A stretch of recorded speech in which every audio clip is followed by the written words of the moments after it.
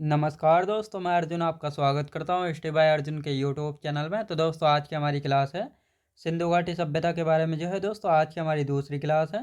तो दोस्तों, वीडियो को अंत तक जरूर देखना ताकि सभी क्वेश्चन जो है आपको आसानी से याद हो जाए। साथ ही दोस्तों, अगर आप हमारे चैनल पर पहली बार आए तो हमारे चैनल को भी सब्सक्राइब कर लीजिएगा, साथ ही बेल आइकन को प्रेस कर लीजिएगा ताकि हमारे आने वाले वीडियो का नोटिफिकेशन जो है आप तक पहुँचता रहे। तो चलिए दोस्तों, वीडियो को स्टार्ट करते हैं।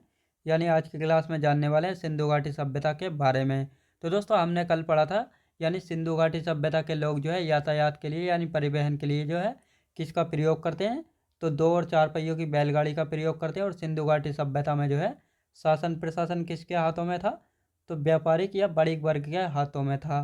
तो उससे आगे की क्लास आज से स्टार्ट होती है यानी विदेशी व्यापार। तो सिंधु घाटी सभ्यता के लोग आपको पता है आयात निर्यात यानी एक्सपोर्ट इंपोर्ट का जो है बिजनेस करते थे। और यहीं विदेशी व्यापार की अब बात होगी। विदेशी व्यापार यानी तांबा जो है दोस्तों, ये कहाँ से मंगाते थे, तो खेतड़ी जो कि राजस्थान में पड़ता है, खेतड़ी यहाँ से तांबा मंगाते थे। अफगानिस्तान और ईरान इन तीनों जगह से जो है सिंधु घाटी सभ्यता के लोग जो है तांबे का निर्यात जो है करते थे। याद रखें दोस्तों, यानी तांबा जो है मंगाते थे। चांदी कहाँ से मंगाते थे, अफगानिस्तान और ईरान से जो है ये लोग चांदी जो है मंगाते थे। यदि सोना यानी गोल्ड की बात की जाए तो ये सोना कहाँ से मंगाते थे, कर्नाटक, अफगानिस्तान और ईरान से जो है सोना मंगाते थे। टिन कहाँ से आता था, अफगानिस्तान और ईरान से जो है टिन मंगाया जाता था। याद रखेंगे दोस्तों, यानी सिंधु घाटी सभ्यता के लोग जो हैं टीन कहाँ से मंगाते थे, तो अफगानिस्तान और ईरान से जो है टीन मंगाया जाता था। सेल खड़ी की बात की जाए तो सेल खड़ी जो है कहाँ से मंगाया जाता था, सेल खड़ी राजस्थान, गुजरात और अफगानिस्तान से जो आता था सेल खड़ी। अब सेल खड़ी का मैंने आपको पिछली क्लास में बताया था, सेल खड़ी जो है एक प्रकार का मुलायम पत्थर होता है जिसका प्रयोग जो है मोहरा यानी सील बनाने के लिए जो है किया जाता था, सेल खड़ी का प्रयोग। और इसे कहाँ से जो है मंगाया जाता था, राजस्थान, गुजरात और अफगानिस्तान से जो है सेल खड़ी को जो है मंगाया जाता था। शीशा कहाँ से आता था दोस्तों, शीशा जो है ईरान से मंगाया जाता था। याद रखेंगे दोस्तों, यानी विदेशी व्यापार की बात की जाती है तो तांबा खेतड़ी अफगानिस्तान ईरान से जो है मंगाया जाता था। चांदी कहाँ से, अफगानिस्तान ईरान से। सोना कहाँ से आता था, कर्नाटक, अफगानिस्तान और ईरान से जो है सोना मंगाया जाता था। टीन की यदि बात की जाए, अफगानिस्तान ईरान से। सेल खड़ी राजस्थान, गुजरात और अफगानिस्तान से। शीशा ईरान से। और साथ ही दोस्तों, सिंधु घाटी सभ्यता के लोगों को कितनी फसलों का ज्ञान था ये आपको पता होना चाहिए। यानी जो सिंधु घाटी सभ्यता के लोग थे उनको कितनी फसलों का ज्ञान था, तो 9 फसलों का ज्ञान था। कितनी दोस्तों, 9 फसलों का ज्ञान था सिंधु घाटी सभ्यता के लोगों को। सिंधु घाटी सभ्यता का पतन का कारण क्या था दोस्तों, सिंधु घाटी सभ्यता का जो है पतन यानी विनाश का जो है मुख्य कारण क्या था, तो बाढ़ को जो है मुख्य कारण माना गया सिंधु घाटी के पतन का कारण। याद रखें दोस्तों, यानी सिंधु घाटी सभ्यता के पतन का मुख्य कारण किसको माना गया, बाढ़ को यानी फ्लड को जो है माना गया है। लेकिन कई स्रोतों में जो है पाया गया है कि मैक्स मुलर के अकॉर्डिंग जो है सिंधु घाटी सभ्यता के विनाश का कारण जो है आर्य को माना जाता है। कि आर्य जब भारत में आए थे मध्य एशिया से, तो इस समय जो है सिंधु घाटी सभ्यता थी, तो आर्यों ने जो है सिंधु घाटी सभ्यता पर आक्रमण करके जो है इसको ख़त्म कर दिया था। लेकिन ये मैक्स मुलर के अकॉर्डिंग है, इसको जो है नहीं माना जाता है। सबसे ज़्यादा माना जाता है बाढ़ के कारण जो है सिंधु घाटी सभ्यता का जो है विनाश यानी पतन जो है हुआ था। क्या सिंधु घाटी सभ्यता में दोस्तों पर्दा प्रथा चलती थी, हाँ चलती थी। वेश्यावृत्ति चलती थी, बिल्कुल चलती थी। यानी इस समय भी ये सब जो है चलता था सिंधु घाटी सभ्यता के समय भी।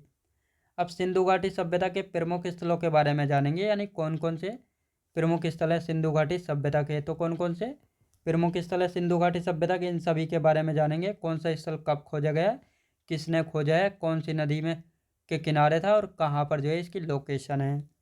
तो हड़प्पा सभ्यता की बात की जाए तो सिंधु घाटी सभ्यता का सबसे पहले खोजा गया स्थल है, इसीलिए जो है सिंधु घाटी सभ्यता को हड़प्पा सभ्यता के नाम से भी जो है जाना जाता है। कब खोजा गया था इसको, 1921 में जो है खोजा गया था हड़प्पा को दयाराम साहनी के द्वारा। कहाँ पर है, वर्तमान पाकिस्तान में और रावी नदी के किनारे पर। यानी यदि हड़प्पा की बात की जाए 1921 में इसको खोजा गया था, दयाराम साहनी जी के द्वारा खोजा गया था। वर्तमान पाकिस्तान में जो है पड़ता है और रावी नदी के किनारे पर है। यदि मोहनजोदड़ो की बात की जाए तो 1922 में खोजा गया था इसको। मोहनजोदड़ो को किसने खोजा था, लाखलदास बनर्जी के द्वारा जो है खोजा गया था, वर्तमान पाकिस्तान में पड़ता है, सिंधु नदी के किनारे पर। मोहनजोदड़ो की बात की जाए तो दोस्तों मोहनजोदड़ो जो है सिंधु घाटी सभ्यता का सबसे बड़ा स्थल था। याद रखें दोस्तों, यानी पूरी सिंधु घाटी सभ्यता का सबसे बड़ा स्थल कौन सा था? मोहनजोदड़ो था, जिसको 1922 में जो है खोजा गया था लाखलदास बनर्जी के द्वारा। वर्तमान पाकिस्तान में पड़ता है और सिंधु नदी के किनारे पर था। तीसरे स्थल की यदि बात की जाए तो सूतकांगे ढोर, यानी सूतकांगे ढोर जो है दोस्तों कब खोजा गया था? 1927 में खोजा गया था सूतकांगे ढोर। आर एल अस्टाइन के द्वारा जो है इसको खोजा गया था। याद रखें दोस्तों, आर एल अस्टाइन के द्वारा जो है सूतकांगे डोर को जो है खोजा गया था। कहाँ पर है? बलूचिस्तान पाकिस्तान में पड़ता है और दास्क नदी के किनारे पर। यही सूतकांगे डोर है जो कि सिंधु घाटी सभ्यता का सबसे पश्चिमी स्थल है। याद रखें दोस्तों, यानी सिंधु घाटी सभ्यता का सबसे पश्चिमी स्थल कौन सा है? सूतकांगे डोर है, जिसको 1927 में जो है आर एल अस्टाइन के द्वारा जो है खोजा गया था। कहाँ पर है? बलूचिस्तान पाकिस्तान में पड़ता है, दास्क नदी के किनारे पर। चौथे नंबर पर आता है दोस्तों चनहुदड़ो। चनहुदड़ो की यदि बात की जाए तो 1931 में जो है इसको खोजा गया था। कब खोजा गया था इसको? 1931 में। एनजी मजूमदार के द्वारा जो है खोजा गया था चनहुदड़ो को 1931 में। वर्तमान पाकिस्तान में पड़ता है, सिंधु नदी के किनारे पर। याद रखेंगे, यानी चनहुदड़ो को जो है कब खोजा गया था? 1931 में। एनजी मजूमदार के द्वारा जो है खोजा गया था। वर्तमान पाकिस्तान में पड़ता है, सिंधु नदी के किनारे पर। पाँचवें नंबर पर आता है दोस्तों कोट दीजी, यानी कोट दीजी की बात करते हैं तो इसको जो है 1935 में खोजा गया था घुर्रे के द्वारा। याद रखें दोस्तों, घुर्रे के द्वारा। वर्तमान पाकिस्तान में पड़ता है, सिंधु नदी के किनारे। याद रखेंगे, यानी कोट दीजी को जो है 1935 में घुर्रे के द्वारा खोजा गया था। वर्तमान पाकिस्तान में पड़ता है और सिंधु नदी के किनारे पर स्थित है। यदि लोपड़ की बात की जाए तो लोपड़ को जो है कब खोजा गया था? 1953 में जो है लोपड़ को खोजा गया था। यज्ञदत्त शर्मा दोस्तों, कहीं कहीं पर जो है वाई डी शर्मा भी जो है लिखा मिल सकता है, तो बिल्कुल भी कंफ्यूज नहीं होना है। यज्ञदत्त शर्मा या वाई डी शर्मा दोनों एक ही हैं। तो ये कहाँ पर है दोस्तों? लोपड़ जो है पंजाब में है, सतलज नदी के किनारे पर। लोपड़ 1953 में खोजा गया वाई डी शर्मा के द्वारा, पंजाब में है, सतलज नदी के किनारे पर। लाखी गढ़ी की बात की जाए तो दोस्तों इसको जो है 1969 में खोजा गया। सूरजभान और लफीक मुगल के द्वारा जो है इसको खोजा गया है। हरियाणा के हिसार में पड़ता है लाखी गढ़ी, याद रखेंगे, और घग्गर नदी के किनारे पर है। लाखी गढ़ी की यदि बात की जाए तो भारत में स्थित है। सिंधु घाटी सभ्यता का सबसे बड़ा स्थल की बात की जाए तो राखी गढ़ी जो है भारत में स्थित है, सिंधु घाटी सभ्यता का सबसे बड़ा स्थल है। याद रखेंगे। बनावली की यदि बात की जाए तो इसको 1973 में खोजा गया। बनावली को आर एस बिष्ट यानी रविंद्र सिंह बिष्ट के द्वारा जो है खोजा गया है। हरियाणा के फतेहाबाद में पड़ता है बनावली, घग्गर नदी के किनारे पर है। बनावली 1973 में खोजा गया है रविंद्र सिंह बिष्ट के द्वारा। हरियाणा के फतेहाबाद में स्थित है, घग्गर नदी के किनारे पर। याद रखेंगे। अब आता है दोस्तों धौलावीरा। यदि धौलावीरा की बात की जाए तो इसको 1990 से लेकर 91 तक जो है इसको खोजा गया है, यानी 1990-91 में जो है धौलावीरा को जो है खोजा गया है। किसके द्वारा? रविंद्र सिंह बिष्ट के द्वारा जो है इसको खोजा गया है। कहाँ पर पड़ता है? कच्छ गुजरात में जो है पड़ता है। याद रखें दोस्तों, कच्छ गुजरात में पड़ता है धौलावीरा। कौन सी नदी के किनारे है? मानहर नदी, मानसर नदी या लूनी नदी। दोस्तों तीनों नदियों में से जो है कोई सी भी नदी हो सकती है, बिल्कुल भी कंफ्यूज नहीं होना है। यानी धौलावीरा जो है 1990-91 में खोजा गया था आर आर एस बिष्ट के द्वारा। कच्छ गुजरात में मानहर, मानसर या लूनी नदी, तीनों में से जो है कोई सी भी नदी दी हो सकती है। 10वां है दोस्तों लोथल। लोथल जो है सिंधु घाटी सभ्यता का सबसे बड़ा बंदरगाह है। याद रखेंगे, ये भी याद रखेंगे, लोथल जो है सिंधु घाटी सभ्यता का जो है सबसे बड़ा बंदरगाह था, यानी पोर्ट था। इसको कब खोजा गया है? तो इसको खोजा गया है दोस्तों 1957 में जो है इसको खोजा गया है। दोस्तों इसको जो है कब खोजा गया? 1957 में खोजा गया है। एस.आर. लाभ के द्वारा जो है इसको खोजा गया है। कहाँ पर है? अहमदाबाद गुजरात में। याद रखें दोस्तों, गुजरात के अहमदाबाद में लोथल पड़ता है। किस नदी के किनारे पर है? भोगपा नदी के किनारे पर। याद रखें दोस्तों, किस नदी के किनारे पर पड़ता है लोथल? भोगपा नदी के किनारे पर जो है पड़ता है। अब आते हैं 11 नंबर पर आता है दोस्तों सुरकोटदा। सुरकोटदा की यदि बात की जाए तो दोस्तों ये भी जो है एक बंदरगाह है। इसको 1964 में खोजा गया है जगपति जोशी के द्वारा। जगपति जोशी यानी जेपी जोशी भी जो है कहीं कहीं पर जो है देखने को मिल सकता है, बिल्कुल भी कंफ्यूज नहीं होना है। जेपी जोशी या जगपति जोशी दोनों एक ही हैं। ये कहाँ पर है? कच्छ गुजरात में। याद रखें दोस्तों, कच्छ गुजरात में है। इसकी नदी का पता नहीं लग पाया ठीक से, यानी सुरकोटदा जो है किस नदी के किनारे था, याद रखेंगे। अब आता है दोस्तों लंगपुर। यदि लंगपुर की बात की जाए तो इसको 1931 में खोजा गया है माधव स्वरूप बत्स के द्वारा, अहमदाबाद गुजरात में मादर नदी के किनारे पर, याद रखेंगे। यानी मादर नदी के किनारे पर लंगपुर है, 1931 में इसको खोजा गया है माधव स्वरूप बत्स के द्वारा, अहमदाबाद गुजरात में है। अब आता है दोस्तों आलमगीरपुर। आपको याद होगा आलमगीरपुर जो है सिंधु घाटी सभ्यता का सबसे पूर्वी स्थल है, जो कि कहाँ पर है? यूपी के मेरठ में पड़ता है, हिंडन नदी के किनारे पर।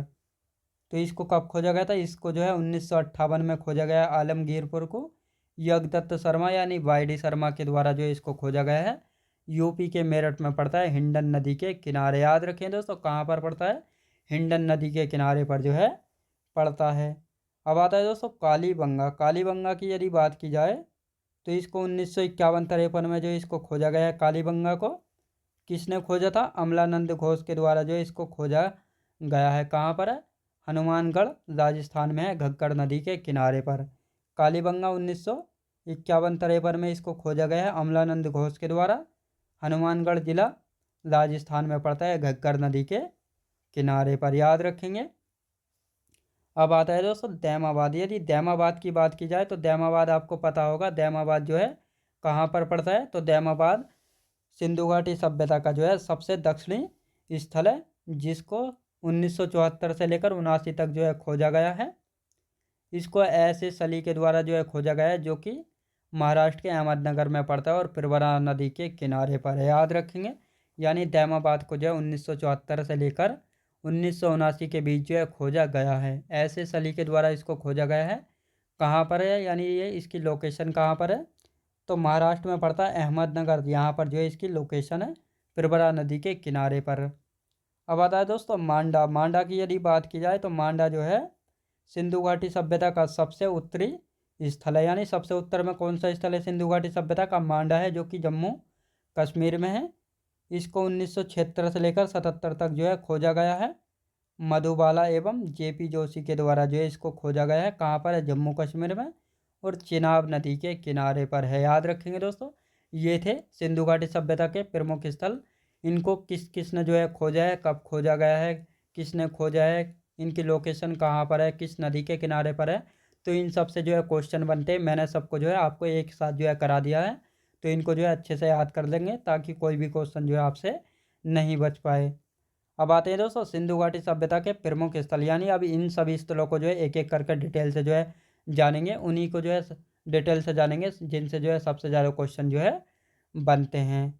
तो सबसे पहला आता है दोस्तों सिंधु घाटी सभ्यता में हड़प्पा। हड़प्पा की यदि बात की जाए तो हड़प्पा 5 किलोमीटर की परिधि में फैला नगर था। दोस्तों हड़प्पा जो है 5 किलोमीटर की परिधि में जो है फैला हुआ एक नगर था।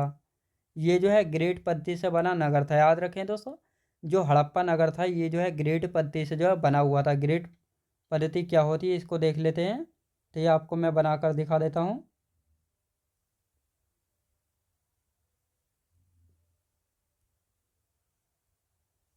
तो इस प्रकार से जो है दोस्तों ग्रेट पद्धति में जो है मकान जो है बने हुए होते थे। यानी हड़प्पा जो है ग्रेट पद्धति से जो है बना हुआ नगर था, याद रखेंगे दोस्तों। इस प्रकार से जो है यहाँ पर मकान जो है बने हुए होते थे।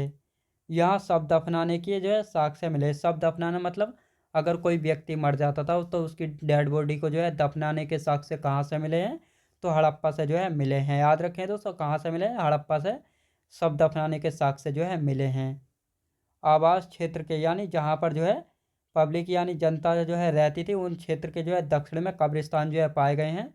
और इन कब्रिस्तानों को जो है नाम दिए गए, यानी कब्रिस्तान H और कब्रिस्तान R37 नाम जो है दिया गया है, जो कि आवास क्षेत्रों के दक्षिण में जो है पाए गए हैं, याद रखेंगे। कहाँ से पाए गए हैं? हड़प्पा से जो है पाए गए हैं ये कब्रिस्तान, जिनको कब्रिस्तान H और कब्रिस्तान R37 नाम जो है दिया गया है। साथ ही हड़प्पा से जो है कपास की खेती के साक्ष्य भी जो है मिले हैं। याद रखें दोस्तों, यानी कपास की खेती के साक्ष्य कहाँ से मिले हैं? हड़प्पा से मिले हैं कपास की खेती के साक्ष्य। यहाँ पर दोस्तों नोट करके लिखेंगे, यहाँ पर जो है नोट करके लिख लेंगे। नवपाषाण काल का एक स्थल है मेहरगढ़, जो कि वर्तमान पाकिस्तान में पड़ता है। यहाँ से भी जो है कपास की खेती के जो है साक्ष्य मिले हैं। याद रखें दोस्तों, लेकिन आपसे पूछा जाए कपास की खेती के साक्ष्य कहाँ से मिले हैं, तो आपको राइट आंसर होना चाहिए हड़प्पा। याद रखेंगे। तो यहाँ से भी जो है माना जाता है कि मेहरगढ़ से भी जो है मिले, और मेहरगढ़ जो है सबसे पुरानी कृषि बस्ती जो है रही है। याद रखेंगे। यहाँ सुरक्षा दुर्ग को जो है पाए गए हैं। याद रखें दोस्तों, यानी हड़प्पा में जो है सुरक्षा दुर्ग भी जो है पाए गए हैं। सुरक्षा दुर्ग क्या होता था? यानी मैंने आपको बताया था सिंधु घाटी सभ्यता जो है 2 टीलों में विभाजित थी। एक था, यहाँ पर मैं आपको बता देता हूँ, यानी ये था दोस्तों पश्चिमी टीला, ये था पश्चिमी टीला और ये था पूर्वी टीला। तो यहाँ पर जो है दोस्तों सामान्य लोग रहते थे, और यहाँ पर जो है राजा और शिव सरदार लोग जो है रहते थे। तो यहाँ पर जो है सुरक्षा दुर्ग जो है मिले हैं। यानी जो ये पूर्वी पश्चिमी टीला होता था, तो इसके चारों ओर जो है सुरक्षा के लिए जो है दीवारें होती थी, तो उन्हीं को जो है सुरक्षा दुर्ग जो है कहा जाता है। याद रखें दोस्तों। तो कहाँ से मिले हैं सुरक्षा दुर्ग? हड़प्पा से जो है मिले हैं सुरक्षा दुर्ग। और यहाँ से जो है मोहरें भी मिली हैं। याद रखें दोस्तों, मोहरें यानी सील्स जो है मिली हैं, जो कि सेल खड़ी की बनी होती थी। याद रखें दोस्तों, किसकी बनी होती थी? सेल खड़ी की जो है बनी होती थी मोहरें। और यहाँ से जो है और क्या क्या मिला है ये सब जानेंगे। पुरुष की नृत्य करते हुए काले पत्थर की जो है मूर्ति मिली है, जिसको नटराज मूर्ति जो है कहा गया है। एवं लाल पत्थर की जो है मानव मूर्ति मिली है। ये कहाँ से मिली है? तो ये जो है हड़प्पा में जो है पाई गई हैं। कहाँ से? हड़प्पा स्थल से जो है पाई गई है। याद रखेंगे। गेहूं एवं जौ के दाने मिले हैं। साथ ही दोस्तों हड़प्पा से जो है गेहूं एवं जौ के दाने जो है मिले हैं। यहाँ से शंख का बना हुआ बैल जो है मिला। याद रखें दोस्तों, साथ ही शंख का बना हुआ बैल जो है मिला। ये सभी कहाँ से मिले हैं? तो ये सभी जो है हड़प्पा से जो है मिले हैं। तो याद रखेंगे, इनको अच्छे से जो है याद रखेंगे। अब दूसरे नंबर पर आता है दोस्तों मोहनजोदड़ो। दूसरे नंबर पर कौन सा आता है? दूसरे पर आता है मोहनजोदड़ो। मोहनजोदड़ो को दोस्तों मृतकों का टीला भी जो है कहा जाता है। क्या कहा जाता है? मृतकों का टीला जो है इसको कहा जाता है। मोहनजोदड़ो को जो है सिंध का बाग, रेगिस्तान का बागीचा और स्तूपों का शहर भी जो है कहा जाता है। यानी इन 3 अलग अलग नामों से भी जो है जाना जाता है मोहनजोदड़ो को। सिंध का बाग, रेगिस्तान का बागीचा और स्तूपों का शहर। सर्वाधिक जनसंख्या रहती थी दोस्तों। मोहनजोदड़ो जो है सिंधु घाटी सभ्यता का सबसे बड़ा स्थल था, तो इसलिए यहाँ पर जो है सर्वाधिक जनसंख्या यानी सबसे अधिक जनसंख्या जो है निवास करती थी मोहनजोदड़ो में। हड़प्पा सभ्यता का सबसे बड़ा नगर था। याद रखें दोस्तों, हड़प्पा सभ्यता यानी सिंधु घाटी सभ्यता का जो है सबसे बड़ा नगर था।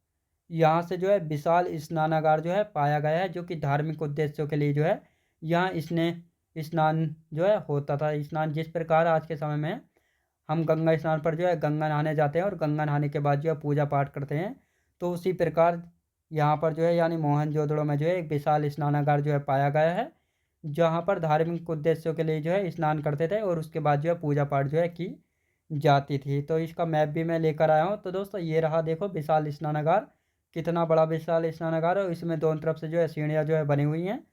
तो इसकी लंबाई चौड़ाई की यदि बात करते हैं, तो इसकी लंबाई थी 11.98 मीटर जो है इसकी लंबाई थी। याद रखें दोस्तों, लंबाई कितनी थी इसकी? लगभग 12 मीटर जो है इसकी लंबाई थी।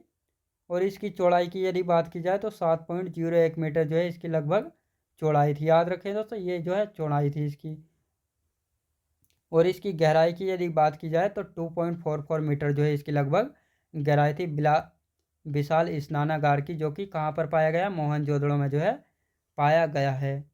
यहाँ से जो है दोस्तों वाटर प्रूफिंग के जो है साक्ष्य मिले। वाटर प्रूफिंग यानी जिस प्रकार आज के समय में वाटर प्रूफ बैग होते हैं, वाटर प्रूफ कपड़े होते हैं, यानी रेन कोट होता है, तो ये सभी जो है वाटर प्रूफिंग जो है होते हैं।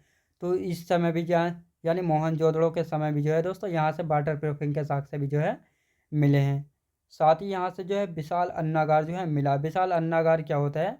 अन्नागार से मतलब होता है यानी जिसमें जो है दोस्तों अनाज को जो है स्टोर किया जाता है। यार जैसा आज के समय यानी वर्तमान समय में जो है आपने देखा होगा, अनाज रखने के लिए जो है टंकी होती हैं, यानी बड़े बड़े जो है बॉक्स होते हैं प्लास्टिक की, स्टील की टंकियाँ जो है बनवा लेते हैं, जिनमें जो है गेहूँ यानी अनाज जो है भरा जाता था। लेकिन इस समय जो है दीवार यानी ईंटों से जो है बने होते थे बड़े बड़े विशाल अन्नागार, जिसमें जो है जिसमें जो अनाज को जो है स्टोर किया जाता था।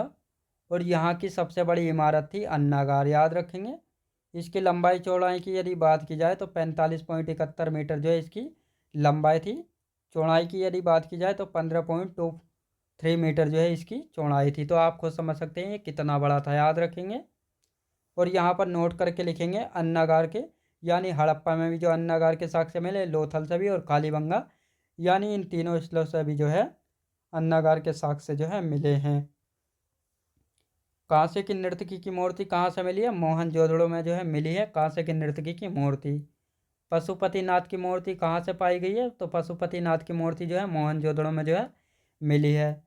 यहाँ के लोग जो है सूती कपड़ा पहनते थे, याद रखें दोस्तों, यानी सूती कपड़ा चांदी के बर्तन में जो है लिपटा हुआ कहाँ से पाया गया है? तो ये पाया गया है दोस्तों मोहनजोदड़ो में मिला है सूती कपड़ा चांदी के बर्तन में लिपटा हुआ। यहाँ 20 स्तंभों वाला भवन जो है देखा गया है, याद रखें दोस्तों। भवन से मतलब होता है जैसे मकान बनाते समय जो है उसमें पिलर जो है बनाए जाते हैं, तो इस समय 20 स्तंभों वाला भवन भी जो है पाया गया है मोहनजोदड़ो में। दाढ़ी वाले व्यक्ति की जो है मूर्ति मिली है, यानी मोहनजोदड़ो में जो है नाई भी जो है हुआ करते थे, इसका साक्ष्य पाए गए हैं। क्योंकि जो ये दाढ़ी वाले व्यक्ति की मूर्ति मिली है, इसकी दाढ़ी जो है बिल्कुल शेप में थी, बिल्कुल ठीक आकार में थी, इसलिए यहाँ अंदाज़ा लगाया जा सकता है कि यहाँ पर जो है नाई जो है हुआ करते थे, याद रखेंगे। मोहनजोदड़ो एवं हड़प्पा के मकान जो है पक्की ईंटों से बने हुए होते थे, याद रखें दोस्तों। यानी मोहनजोदड़ो एवं हड़प्पा के मकान जो है कैसी ईंटों से बने होते थे? पक्की ईंटों से जो है बने हुए होते थे। यहाँ पर सर्वाधिक कुएं थे, याद रखें दोस्तों, सर्वाधिक कुएं जो है किस स्थल पे थे? मोहनजोदड़ो में थे। सर्वाधिक मोहे सर्वाधिक मोहरें जो है कहाँ से पाई गई हैं? तो सर्वाधिक मोहरें जो हैं मोहनजोदड़ो से जो है पाई गई हैं। लेकिन सर्वाधिक अभिलेख युक्त जो है मोहरें कहाँ से पाई गई? अभिलेख युक्त मोहरें जो है हड़प्पा से पाई गई हैं। अभिलेख युक्त क्या होता है दोस्तों? अभिलेख युक्त क्या होता है? यानी जिन पर जो है कुछ ना कुछ लिखा हुआ या छपा हुआ होता था, वो तो उनको जो है अभिलेख युक्त मोहरें जो है कहा जाता है, जो कि हड़प्पा से जो है सर्वाधिक यानी सबसे ज़्यादा जो है मिली हैं। लेकिन अगर वैसे पूछा जाए कैसी भी मोहर है, तो सर्वाधिक जो है मोहनजोदड़ो से जो है मिली हैं। पिग्गट ने जो है मोहनजोदड़ो एवं हड़प्पा को जो है जुड़वा राजधानी जो है कहा था, याद रखेंगे। यानी मोहनजोदड़ो एवं हड़प्पा को जो है जुड़वा राजधानी किसने बताया था? तो पिग्गट ने जो है बताया था, याद रखेंगे। तो दोस्तों मैं उम्मीद करता हूँ आपको वीडियो क्वालिटी कंटेंट वगैरह सभी कुछ आपको पसंद आया होगा। पसंद आया तो लाइक शेयर और सब्सक्राइब करना बिल्कुल भी ना भूलें। साथ ही दोस्तों अगर आप हमारे चैनल पर पहली बार आएँ तो हमारे चैनल को भी सब्सक्राइब कर लीजिएगा, साथ ही बेल आइकन को प्रेस कर लीजिएगा, ताकि हमारे आने वाले वीडियो का नोटिफिकेशन जो है आप तक पहुंचता रहे। चलिए दोस्तों मिलते हैं नेक्स्ट वीडियोज़ में।